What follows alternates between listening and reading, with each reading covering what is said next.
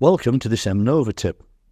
We're going to explore simulating a 3BXY spin system. First, navigate to the Prediction tab and select Spin Simulation. Once the Spin Simulation window is open, input the number of spin groups and then the nuclei in the system.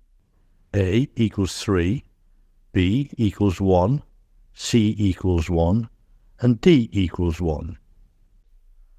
Assign chemical shifts 1, 2, 5 and 6 ppm respectively.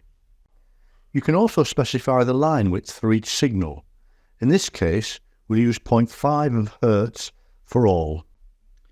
In the coupling constant matrix, enter the desired values, such as JAB equals 10 Hz, JAC equals 4 Hz, and JAD equals 2 Hz, following the same pattern.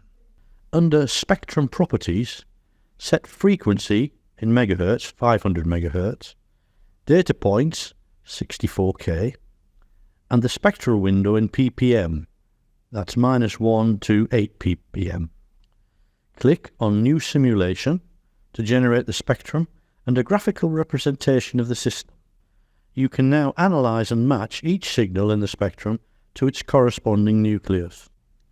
Spin simulation also allows you to change the field frequency and update the simulated spectrum. In this case, we'll simulate the system at 900, 500 and 300 MHz. Once the spectra are simulated, you can stack them and observe how the signals change with different magnetic fields. Remember that simulations are always labelled as Simulated Unknown NMR Spectrum to distinguish them from experimental ones. Thank you for your attention and for exploring these powerful tools in Mnova.